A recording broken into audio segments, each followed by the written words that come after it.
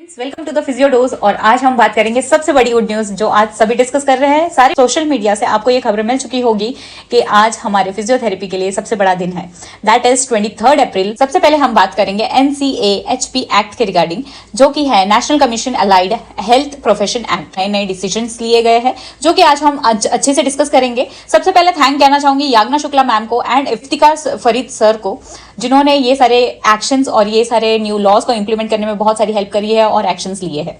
तो हम प्रोसीड करते हुए सबसे पहले डिस्कस करते हैं सबसे इंपॉर्टेंट 6 पॉइंट, कॉमन टॉपिक जो सबसे ज्यादा डिस्कस हो रहा है और सबसे ज्यादा मुझे कमेंट सेक्शन में पूछा गया है कि वेदर नीट इज एप्लीकेबल और नॉट। तो सबसे पहली चीज, नीट के बिना आप फिजियोथेरेपी में आपसे एडमिशन नहीं ले पाएंगे। रीजन ये है कि बहुत सारे अलग अलग स्टेट में अलग अलग एग्जाम्स हो रहे थे, कहीं डायरेक्ट एडमिशन हो रहे थे। तो अभी एक पूरा करिकुलम, पूरा 1 कंट्री 1 एग्जाम का रूल बन चुका है। तो नीट इज मैंडेटरी। अगर आप नीट एग्जाम नहीं देते हैं तो आप फिजियोथेरेपी में एडमिशन नहीं ले सकते हैं। अब इसमें कितने स्कोर चाहिए होंगे और कितने मार्क्स पर एडमिशन होगा ये डिपेंड करेगा कट ऑफ लिस्ट पर, एग्जाम के पेपर लेवल पर और कॉलेज सीट्स के अवेलेबिलिटी पर। तो हर साल की कट ऑफ अलग अलग होती है, तो मैं प्रेडिक्ट करके आपको नहीं बता सकती कि ये साल का कट ऑफ कितना होगा और कौन से स्टेट में कौन सी पर्टिकुलर कॉलेज में होगा। तो आप इसके लिए प्रिपेयर रहिए, अच्छे से अच्छा स्कोर लाने के लिए ट्राई करिए। सेकेंड चीज ये है कि इसमें आपको क्वालिफाई होना बहुत ही ज्यादा जरूरी हो जाएगा। क्वालिफाई के साथ में आपको अच्छे मार्क्स होंगे तो आपकी प्रायोरिटी लिस्ट में आपको पहले एडमिशन दिया जाएगा। नेक्स्ट हम बात करेंगे कि yes, now physios are doctors. For all physios that they can use a doctor as a prefix and suffix as PT. तो आप अपने नाम के पहले डॉक्टर लगा सकते हैं और नाम के बाद आपको PT ब्रैकेट में लिखना कंपलसरी हो। बात करेंगे टीचिंग एंड क्लिनिकल फैकल्टी के रिगार्डिंग, इनको डेवलपमेंटल प्रोग्राम अटेंड करना होगा हर 3 इयर्स के अंदर और ये इसका सर्टिफिकेट शो करना होगा बिलोंगिंग कॉलेजेस को। नेक्स्ट मैं आपको ये बताना चाहती हूँ कि अगर आप ऑलरेडी एडमिशन ले चुके हैं तो आपको अटेंड करना ही है आपके लेक्चर्स प्लस आपकी क्लिनिकल पोस्टिंग। अब इसका बेनिफिट आपको क्या होगा, आपकी अटेंडेंस तो रहेगी, इसके साथ में आपको क्रेडिट पॉइंट्स भी मिलेंगे, जिसका आपको बहुत ज्यादा बेनिफिट होगा। आपको जितने ज्यादा क्रेडिट पॉइंट्स आपके बढ़ेंगे उतने ज्यादा आपकी स्कोर के रिगार्डिंग आपको हेल्प होगा। क्रेडिट पॉइंट से ये जज किया जाएगा बच्चा कितना एक्टिव है और इसने पूरे ईयर में कितने क्रेडिट पॉइंट्स अर्न किए हैं। तो अब सबसे बड़ा क्वेश्चन ये बनता है कि ये जो करिकुलम आया है ये एक्टिवेट कब होगा और ये एप्लीकेबल कब होगा। बहुत सारे कॉमेंट सेक्शन में क्वेश्चन आए थे। तो सबसे पहली चीज तो आपको ये ध्यान में रखना है कि लॉ तो बन चुका है, बट ये लॉ जो बना है गवर्नमेंट की तरफ से ये पास ऑन होता है यूनिवर्सिटी से। यूनिवर्सिटी इसको सर्कुलर बना के सारे कॉलेजेस को प्रोवाइड करेंगे कि कौन सी डेट से इसको अप्लाई करना है। तो अब तक ये लॉ बना है, ये लॉ से यूनिवर्सिटी की तरफ जो इसका सर्कुलर आता है वो पहुंच चुका है, वहां से जो कॉलेज की तरफ जो जाता है वो बचा हुआ है। तो अब तक हमें यूनिवर्सिटी की तरफ से कोई भी रिस्पॉन्स नहीं मिला है कि ये कब एप्लीकेबल होगा। तो ये बताना बहुत ही ज्यादा मुश्किल हो गया है हमारे लिए कि ये कौन सी बैच के लिए एप्लीकेबल है। अब एज पर द प्रेडिक्शन मैं ये बताना चाहती हूँ ये 2026 से एप्लीकेबल होगा, बिकॉज बहुत सारे काफी कॉलेजेस में एडमिशन 2025 के हो चुके हैं। तो उन बच्चों को बहुत ज्यादा डर है इस चीज का कि अगर एप्लीकेबल हो जाता है तो नीट दिए बिना जिनको एडमिशन मिला है उनका एडमिशन खतरे में चला जाएगा। तो ये मैं सिर्फ प्रेडिक्ट करके बता सकती हूँ कि ये 2026 में एप्लीकेबल होगा मोस्टली। तो अब हम बात करते हैं आपके प्रोग्रेशन लेवल पे। तो प्रोग्रेशन आपका इस तरीके से होगा, जैसे ही आप physiotherapy as a fresh student से जॉब करने के लिए निकलते हैं तो आपको कहा जाएगा क्लिनिकल फिजियोथेरेपिस्ट। नेक्स्ट आपको जब 3 इयर्स का as a clinical physiotherapist experience हो जाएगा तब आपको कहा जाएगा सीनियर क्लिनिकल फिजियोथेरेपिस्ट। नेक्स्ट आपको जब 5 इयर्स का प्लस आपको एमपीटी प्रोग्राम आपका खत्म हो जाता है तब आपको कहा जाएगा सुपरिटेंडेंट फिजियोथेरेपिस्ट। 8 इयर्स के बाद एमपीटी जो होगा मैंडेटरी होगा अगर आपको चीफ फिजियोथेरेपिस्ट बनना है। तो अगर आपको एचओडी ऑफ डिपार्टमेंट बनना है तो आपको 5 इयर्स का एक्सपीरियंस लगेगा जिसमें आपकी मैंडेटरी डिग्री होगी एमपीटी की। नेक्स्ट एसोसिएट डिग्री, अगर एसोसिएट डायरेक्टर जर्नल की अगर आपको डिग्री चाहिए तो 5 इयर्स और क्लिनिकल एक्सपीरियंस आपको चाहिए होगा प्लस एमपीटी मैंडेटरी होगा।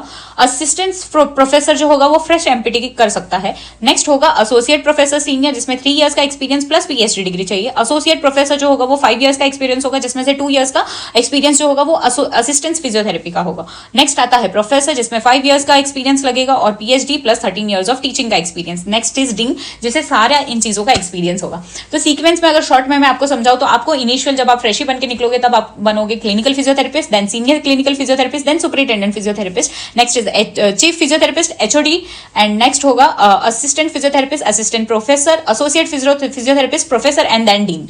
डीन के बाद आता है कैटेगरीज अलग अलग जो रिसर्च कैटेगरी है जिसमें आप देख सकते हैं कि 5 कैटेगरी में अलॉट किया गया है। जिसमें इंक्लूडेड है CDEFG। ये जो कोर्स है वो 5 इयर्स का हो चुका है, जिसमें 1 ईयर की इंटर्नशिप हो चुकी है। और प्लस स्टाइपेंड का ये क्वेश्चन होता है कि जैसे ही आप फर्स्ट ईयर में आते हैं, आप इस चीज के रिगार्डिंग कंफ्यूज होते हैं कि एग्जाम का क्राइटेरिया क्या होगा, अगर हम कोई सब्जेक्ट में फेल हो जाते हैं तो क्या हमें साल रिपीट करना पड़ जाएगा। तो इसके लिए मैं बताना चाहती हूँ आपको कि आप 2 या 2 से ज्यादा सब्जेक्ट में फेल होते हैं तो आप वही क्लास में रहोगे, या 2 से कम सब्जेक्ट में रहते हो तो आप नेक्स्ट ईयर में चले जाओगे, बट आपको प्रीवियस वाले जो फेल वाले जो सब्जेक्ट्स है वो आपके साथ में सेकंड ईयर में भी साथ में जाएंगे, या what ever the next year is, उसके साथ में वो सब्जेक्ट भी आपको देने पड़ेंगे। जैसे ही प्रीवियस क्लास का एग्जाम होगा वो एग्जाम्स आपको रिपीट करने हैं, बट आपका सेकंड ईयर का जो क्लास होगा वो मिस नहीं होगा अगर आप 2 या 2 से कम सब्जेक्ट में फेल होते हैं। अगर इससे ज्यादा सब्जेक्ट में फेल होते हैं तो आपको वो साल रिपीट करना पड़ जाएगा, जिसमें आपके 6 मंथ का गैप हो जाएगा, या फिर आपको एक अपॉर्चुनिटी दी जाती है जिसमें आप वो एग्जाम दे सकते हैं। अगर आप वो एग्जाम क्लियर कर लेते हैं तो आप अपने बैच के साथ वापस जा सकते हैं। अब स्कोर किस तरीके से होगा, हर एक सब्जेक्ट में आपको एटलीस्ट 50% मार्क्स तो लाने ही होंगे, और फाइनल ईयर में आप कोई भी सब्जेक्ट में अगर 1 मार्क्स से भी फेल होते हैं तो आपको वो साल रिपीट करना पड़ जाएगा, क्योंकि ये अपॉर्चुनिटी फाइनल ईयर में नहीं मिलती। जैसे ही आप अपने प्रीवियस ईयर के पूरे 4 इयर्स के सारे सब्जेक्ट्स क्लियर कर लेते हैं, उसके बाद ही आप इंटर्नशिप कंटिन्यू कर सकते हैं। अगर आपका कोई भी पेपर ऐसा है जिसमें आप फेल है तो आप इंटर्नशिप के लिए नहीं जा सकते जब तक वो पेपर आपका क्लियर नहीं होता। तो जैसे ही आपके प्रीवियस ईयर के सब्जेक्ट्स बचे हुए होंगे, आप वही ईयर में अटक जाओगे। तो मेरा कहना ये है, लेक्चर्स अटेंड करिए, क्लिनिकल पोस्टिंग अटेंड करिए, क्रेडिट पॉइंट्स कमाइए और अच्छे स्कोर लाइए और आगे बढ़ते जाइए। जो 5 साल का कोर्स है वो 5 साल का ही रहने दीजिए, उसको बेफिजूल में 6 या 7 साल का मत करिए फेल हो होकर, क्योंकि ऑलरेडी 5 साल इज अ मेजर गैप, ये छोटा नहीं है। अगर आपने एडमिशन बीच में रोक दिया या किसी वजह से आप एग्जाम नहीं दे पाए और आपका गैप हो गया है, तो वो गैप अगर 5 इयर्स या 5 इयर्स के ज़्यादा का होता है तो आपको री एडमिशन के लिए कंसिडर किया जाएगा। आपका सारा एडमिशन कैंसिल किया जाएगा, आपको फिर से नीट देना होगा या फिर आपको फिर से एडमिशन करवाना होगा, आपको फर्स्ट ईयर से फिर से चालू करना होगा। आप वही बैच से वापस कंटिन्यू नहीं कर सकते, या फिर जो आपकी बैच क्रॉस कर चुकी है वो स्टेज पर आप कंटिन्यू नहीं कर सकते। अब एक और कंडीशन आती है, जैसे कि ये कंडीशन मेरे साथ भी हुई थी कि मुझे कॉलेज में उतना अच्छा कुछ नहीं लग रहा था, तो मैं अपना कॉलेज चेंज करवाना चाहती थी अपने होम टाउन के पास में। तो ये सारी चीज़ करने के लिए आपको सिर्फ और सिर्फ opportunity first year to second year में मिलती है। अगर आपने ये पहले 2 साल में चांस नहीं लिया है तो आपको ये चांस कैंसिल होता है। और ये चांस आपको ऐसे नहीं है कि आप फर्स्ट ईयर में चले गए और 1 महीने के अंदर ही आप ट्रांसफर मांग रहे हो, ऐसा नहीं होता है। ये तभी होगा जब आप फर्स्ट ईयर का एग्जाम देते हो और आपके सारे सब्जेक्ट्स ऑल क्लियर होते हैं और without grace, without any subject में 80 के साथ अगर आप फर्स्ट ईयर क्लियर करते हैं तो सेकंड ईयर में आप ट्रांसफर ले सकते हैं। प्लस इसके साथ में जिस कॉलेज में आप एडमिशन लेना चाहते हैं वो कॉलेज में वैकेंसी होनी चाहिए, या वहां पर कोई स्टूडेंट ने अगर सीट छोड़ रखी है तो आप वहां पर शिफ्ट कर सकते हो। तो इसके लिए आपको डॉक्यूमेंट्स एनओसी लगेगी वो कॉलेज की, और वहां के सारे पेपर वर्क लगेंगे जो आपको अपने होम कॉलेज, मतलब जो भी आप कॉलेज में एडमिशन ले चुके हो उस पर्टिकुलर कॉलेज में आपको सारे डॉक्यूमेंट सबमिट करने हैं। जब प्रिंसिपल आपको यहां से परमिशन देंगे और सारे पेपर वर्क आपको रिटर्न करेंगे तब आप वो कॉलेज में एडमिशन ले सकते हो। प्लस एक और चीज, अगर आपको कॉलेज चेंज करनी है तो आपको जो वो पर्टिकुलर कॉलेज है वहां पर एडमिशन के टाइम आपको बॉन्ड साइन करवाया जाता है कि अगर आप बीच में कोई कॉलेज छोड़ते हैं तो आपको वो कॉलेज की सारे साल की फीस भरनी होगी। जैसे कि ये 5 साल का कोर्स है तो ये 5 साल के पूरी फीस आपको भरनी होगी, फिर आप बीच में एडमिशन छोड़ सकते हैं। प्लस ऐसा है कि यहाँ पर आपने जो पर्टिकुलर आपकी कॉलेज है वहां पर आपने फीस भरी है, तो जो कॉलेज में आप जा रहे हैं वहां पर फीस नहीं भरनी होगी, ये कोई ऐसा रूल नहीं है। यहाँ पे भी फीस भरनी होगी, वहां भी फीस भरनी होगी, तो ये डबल प्रॉब्लम क्रिएट कर सकता है आपके लिए। प्लस आपको पेपर वर्क भी बहुत लगेंगे और इस भागा दौड़ी में एटलीस्ट आपके 2 to 3 मंथ्स खराब हो जाएंगे, जिसमें आपकी पढ़ाई भी खराब होगी। तो मेरा सजेशन ये है कि आप चेंज ना कराए, थोड़े से साल की बात है, सस्टेन कर लीजिए। कॉलेज सब जगह एक ही जैसे होते हैं, किसी को कुछ चीजें पसंद नहीं आती, everything has their advantages and disadvantages, तो लेकर चलिए और कोर्स खत्म कर दीजिए। इंटर्नशिप जो रहेगी वो पर्टिकुलर रोटेशन में रहेगी, आपको हर मंथ में अलग अलग रोटेशंस में आपको इंटर्नशिप पूरी करनी है। प्लस उसके साथ में आपको एक लॉग बुक बनानी है जिसमें आपकी अटेंडेंस सारी लगेगी, आपकी टाइमिंग सारी नोट होगी, आपकी कम्युनिकेशन स्किल से लेकर टोटल आपकी स्किल्स वहां पर नोटिस की जाएगी। प्लस आपको 12 केस प्रेजेंटेशन करने होंगे अपनी इंटर्नशिप के दौरान भी। नेक्स्ट हम बात करेंगे कि अगर आपके स्कोर 75% या उससे ज्यादा होते हैं तो डिस्टिंक्शन होल्डर आपको कहा जाता है। सेकेंड, अगर आपके परसेंटेज जो है वो 60 to 75 के बीच में है, फर्स्ट क्लास पास ही कहा जाएगा। 60 से कम वाले परसेंटेज वालों को सेकंड क्लास में पास कहा जाएगा। अब नेक्स्ट हम बात करते हैं क्वेश्चन पेपर डिजाइन की। तो ऐड हो चुका है एमसीक्यू। तो आप लोगों को ये लग रहा होगा अरे यार ये तो एमसीक्यू ज्वाइन हो गया और अब हम बहुत परेशान होकर नीट से पीछा छुड़ाकर आए थे एमसीक्यू में। तो बात ये है कि सबसे पहली चीज आप ये नोट कर लीजिए कि एमसीक्यू जो है वो आपको बेनिफिशियल मार्क्स दिलाता है, प्लस आपका टाइम सेविंग है एग्जाम के टाइम। अगर आप थोड़ी सी मेहनत करोगे ना तो एग्जाम के टाइम ऐसे हो जाएगा ठीक है। तो कुछ ये चीजें आप ध्यान में रखोगे ना, अगर आपको पर्टिकुलरली आता है, जो लोग उसमें 15-20 मिनट वेस्ट कर रहे होंगे, आप 5 मिनट में कर लोगे, तो वो आपका वहां पर टाइम सेव हो गया। प्लस आप ये जो है लॉन्ग आंसर्स को टाइम दे सकते हैं। सबसे ज्यादा गड़बड़ी स्टूडेंट जो करते हैं वो लॉन्ग आंसर में ही करते हैं, बहुत एक्सेस टाइम दे देते हैं, फिर शॉर्ट आंसर्स जो 7 मार्क्स के क्वेश्चन होते हैं उसके लिए टाइम नहीं मिलता। तो आपके होंगे एमसीक्यूज सेक्शन 2 में, और आपके पेपर की जो टाइमिंग होगी वो 3 आवर्स की होगी और 80 मार्क्स का पेपर होगा। क्वेश्चन नंबर 1 जो होगा वो लॉन्ग आंसर होंगे, 2 होंगे 15 मार्क के। सेकंड क्वेश्चन नंबर जो होगा वो शॉर्ट आंसर्स होंगे, जो 3 होंगे वो 5-5 मार्क के होंगे। और थर्ड जो होगा वेरी शॉर्ट आंसर्स जो होंगे वो 2 मार्क्स के होंगे, 5 क्वेश्चन। सेक्शन 2 जो आपका होगा, सबसे पहले होंगे लॉन्ग आंसर 1 और सेम शॉर्ट क्वेश्चन 3 मार्क्स के 5, और क्वेश्चन नंबर 6 जो होगा वो होगा एमसीक्यू। ये होगा paper pattern as per the circular. अब हम बात करते हैं सब्जेक्ट्स की। तो आप जानना चाहते हो आपके फर्स्ट ईयर से लेके 4th ईयर तक क्या सब्जेक्ट रहेंगे, तो सबसे पहले हम शुरू करते हैं फर्स्ट ईयर से। तो सब्जेक्ट है सबसे पहले आपका anatomy, physiology, biochemistry. Next is fundamental of exercise modalities, जिसको आप इलेक्ट्रोथेरेपी कहते हैं, जिसमें सारे मोडालिटीज आप पढ़ते हैं। Next is BPT psychology and sociology, जो ये सेकंड ईयर का सब्जेक्ट है वो फर्स्ट ईयर में आ चुका है। इसके बाद है fundamental of health care delivery system in India. ये कम्युनिटी का एक पर्टिकुलर बहुत अच्छा सा टॉपिक है, ये फर्स्ट ईयर से आप पढ़ेंगे तो आप 3rd ईयर तक जाने तक कम्युनिटी आपका ऐसे हो जाएगा। तो ये मुझे बहुत अच्छा लगा, ये चेंजेस। नेक्स्ट सेकेंड ईयर में हम बात करेंगे तो आपका सब्जेक्ट है पैथोमाइक्रो, जो कि हमेशा से था और थोड़ा सा डिफिकल्ट भी मेरे लिए। नेक्स्ट है pharmacology, public health and health promotion, emergency care and life support skills. ये सबसे ज्यादा इंपॉर्टेंट चीज है जो सेकंड ईयर में सिखाना जरूरी है, क्योंकि देखिए आप सेकंड ईयर से पोस्टिंग पर जाने वाले हैं, तो आपको ये पता होना चाहिए कि इन केस अगर कोई इमरजेंसी हो जाती है तो आपको कैसे वो चीज को हैंडल करना है, अगर आप उस सिचुएशन में हो तो। और अगर आप वो सिचुएशन में नहीं हो, अगर आपसे कोई हेल्प लग रही है, आप थोड़ा सा अगर एफर्ट देके कुछ हेल्प कर सकते हो तो कैसे आप हेल्प करेंगे। तो ये सब्जेक्ट भी इंपॉर्टेंट होगा काफी चीजों के रिगार्डिंग, तो ये मुझे काफी चेंज अच्छा लगा है। नेक्स्ट हम बात करते हैं एक्सरसाइज थेरेपी, इलेक्ट्रोथेरेपी और बायोमैकेनिक्स एंड काइनेजियोलॉजी। ये सब्जेक्ट तो थे ही। ये 3rd ईयर के लिए होगा medicine and paediatric. Next is general surgery, orthopaedic and physiotherapy in adult and paediatric medicine and surgical conditions, जिसे कहा जाएगा PTMS।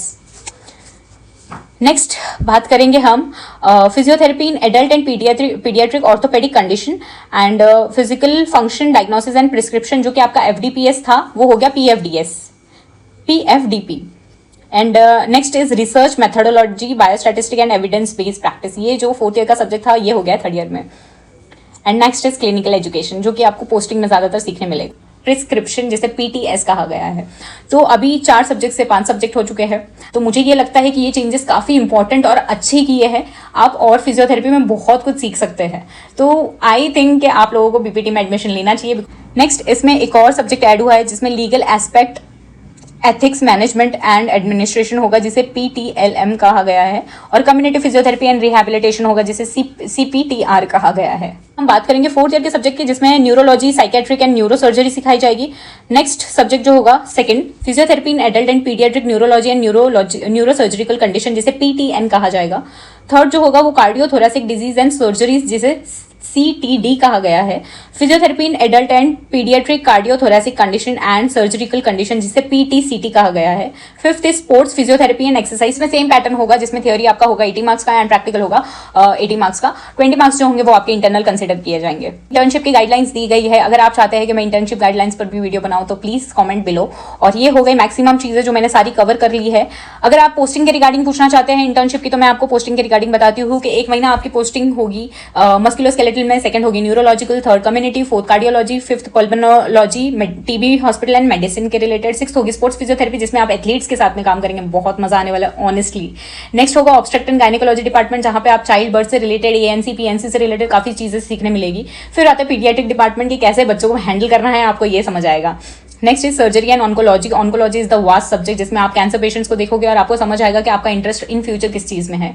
नेक्स्ट आता है बर्न्स एंड प्लास्टिक सर्जरी। अगर ये पेशेंट्स आप देखते हैं तो इनको आपको कैसे हैंडल करना है, तो पूरी ट्रेनिंग करके आपको डिग्री हाथ में मिलेगी। तो आपको इस दौरान समझ आएगा कि आपको MPT किस सब्जेक्ट में करनी है। सो आई थिंक मैंने मैक्सिमम आपके डाउट क्लियर कर दिए हैं, मैक्सिमम क्वेश्चन के आंसर कर दिए हैं। अगर आप कोई और टॉपिक पर वीडियो चाहते हैं या इसमें कोई टॉपिक मुझसे रह गया हो, तो I am so sorry for that. आप कमेंट कर सकते हैं नीचे। Thank you so much for watching this video. Like, share and subscribe to my channel. Stay healthy, stay tuned, bye bye.